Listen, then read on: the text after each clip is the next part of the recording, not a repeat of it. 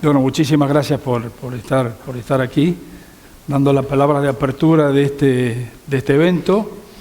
Voy a pedir al rabino Abraham que comience con su mensaje para toda la audiencia, por favor. Buenos días a todos ustedes. Algunas reflexiones inspiradas en las palabras que usted ha dicho. Primero algo con respecto a los credos que estamos representando. Tenemos una base ética común.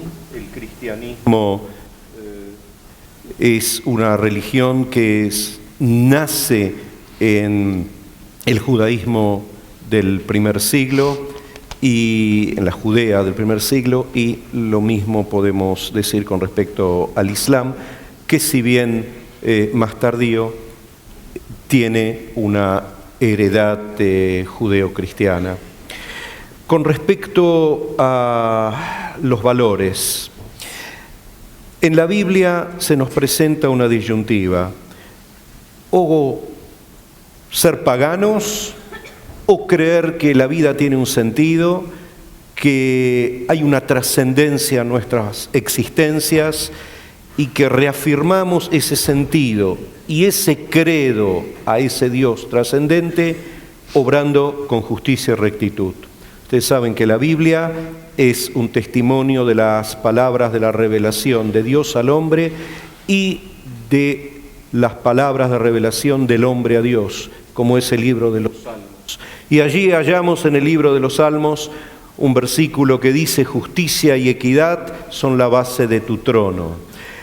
Y hallamos un versículo donde dice que el principio de la sapiencia, la sabiduría, es la temerosidad a Dios. Temerosidad a Dios significa manifestar un respeto a Él.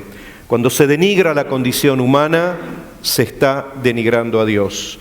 La manera de interpretar ese primer cuadro que aparece en el Génesis, que define al hombre que fue hecho a imagen y semejanza de Dios, lo debemos interpretar en el sentido de que cuando veo a mi prójimo, no veo a Dios, sino que debo ver la obra de Dios, un reflejo de Dios, y que lo debo honrar, puesto que solamente se honra a Dios honrando a nuestro semejante, al que se haya próximo a nosotros. El que desde tiempos remotos haya gente que quería honrar a Dios en un momento, como usted muy bien ha relatado, y que denigraba la condición humana de la forma más aberrante, un minuto después, es la realidad que se refleja, por ejemplo, en los textos de 4 profetas que vivieron hace unos 2700 años, por dar una cifra redonda: Isaías, Miqueas, Amós, Oseas. Y los profetas se dirigen a la gente diciéndoles: ¿acaso creen ustedes que lo que Dios les está pidiendo es el sacrificio, y que cuando ustedes salen de aquí hacen todo tipo de actos denigrantes?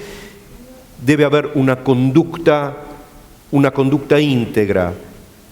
Y quiero finalizar, porque si no, no se honra a Dios, sino es un mero acto de autoengaño, por un lado, y por otro lado, no es al Dios de la vida que se está honrando en el momento que estoy denigrando la condición humana a través de la denigración de mi prójimo, sino que estoy en última instancia rindiéndole pleitesía a una deidad, porque junto a ese Dios está el dinero, los bienes materiales, etcétera, etcétera.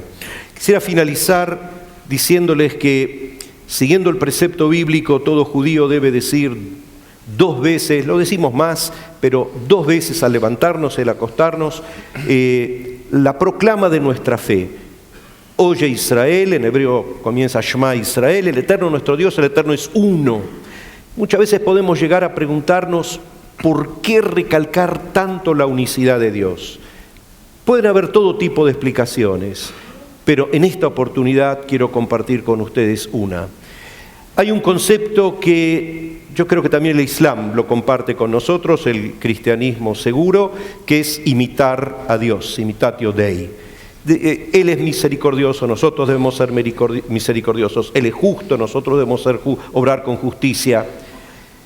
Al decir que Dios es uno, nosotros debemos tratar de esforzarnos con todas nuestras capacidades de llegar a ser íntegros, de obrar en el estadio deportivo con la misma integridad con que queremos o pretendemos conducirnos en nuestros hogares. No hay momentos excelsos en lo referente a la conducta del hombre. Todos los momentos deben ser. Mi mensaje hacia ustedes que tienen un lugar de liderazgo, quiera Dios bendecirlos, para que todo aquello en lo cual ustedes realmente creen, derechos humanos, dignidad del individuo, etcétera, etcétera, pueda hacerse carne en todos y cada uno de vuestros actos. Muchas gracias, Rabino.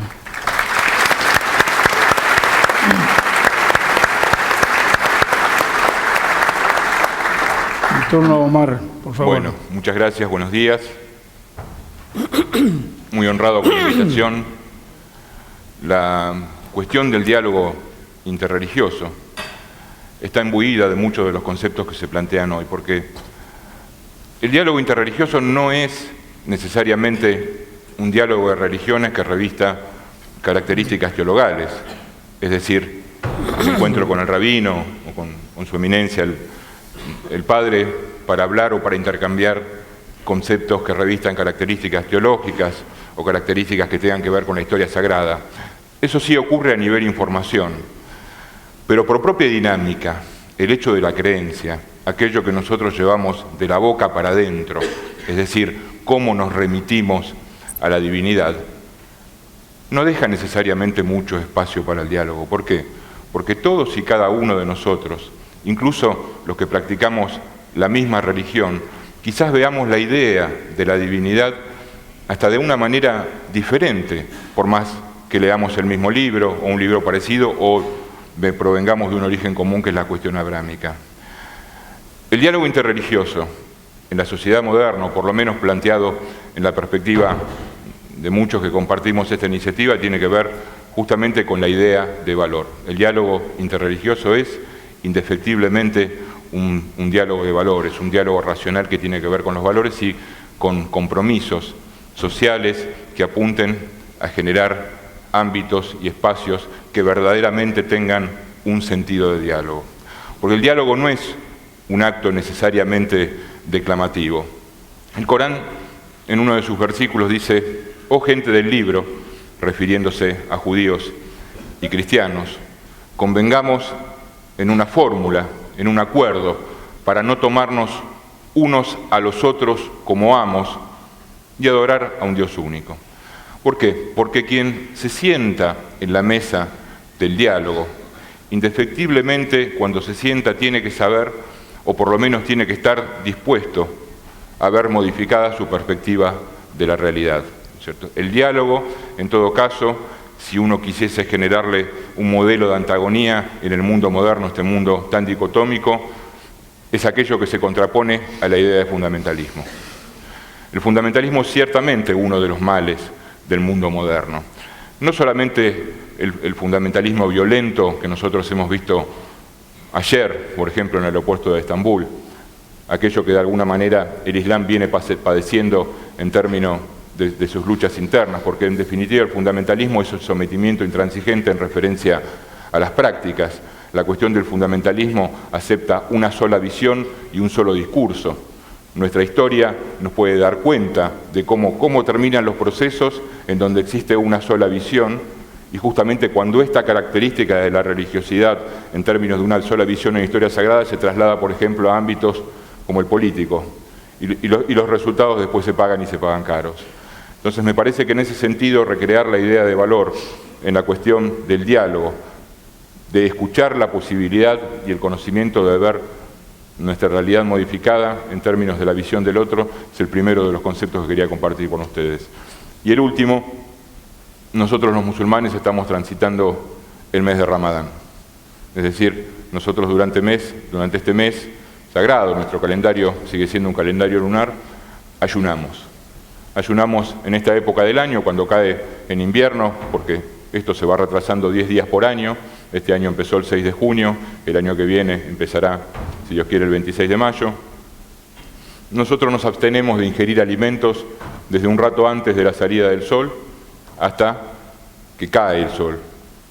No tomamos agua, ¿cierto? Es una abstinencia y un ejercicio que tiene que ver básicamente con la idea, no solamente de saber de qué se trata el hambre, sino también de vencer el ego, ¿cierto?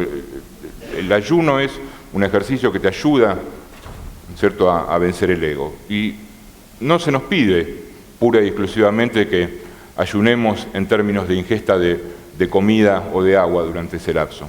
Se nos pide también ayunar los ojos, es decir, aquello que vemos, ayunar la mente en términos de aquello que discute en nuestro diálogo interno con respecto a la acción que vamos a realizar, y también ayunar la lengua, ¿cierto? Cuando a veces se habla en exceso, se dice mucho, se comprende poco, y muchas veces a más palabras, menor comprensión.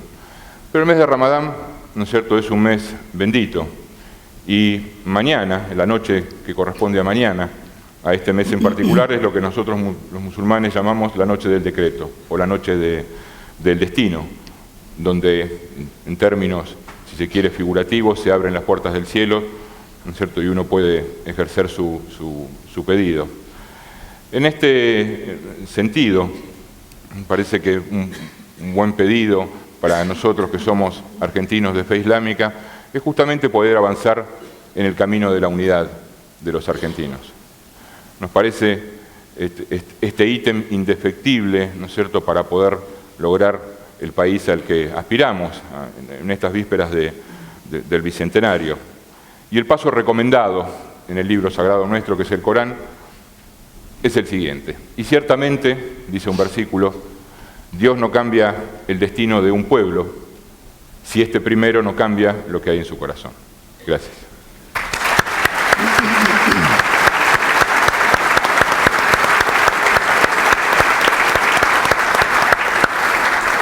Monseñor Francini. Bueno, muchas gracias. Muy buenos días a todos. Me parece un acierto que este encuentro comience con esta referencia a lo religioso, a la dimensión religiosa.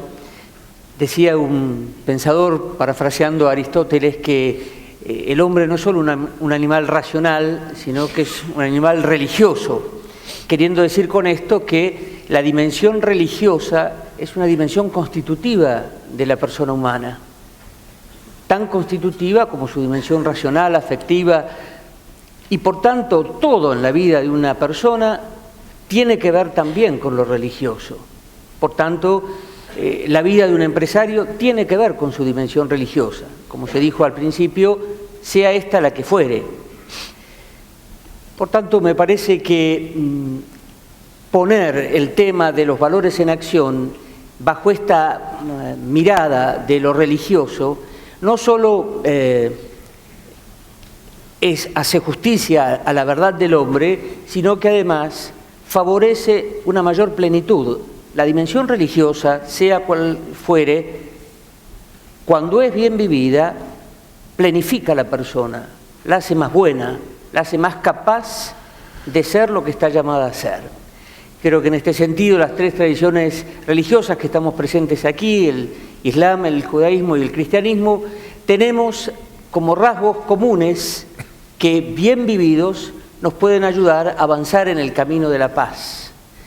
Usando el lenguaje del Papa Francisco, diría, nuestras tres tradiciones religiosas buscan establecer lo que llamamos la cultura del cuidado. En estas tres tradiciones religiosas, el débil, el pobre, el frágil es objeto de una mirada privilegiada. La cultura del cuidado.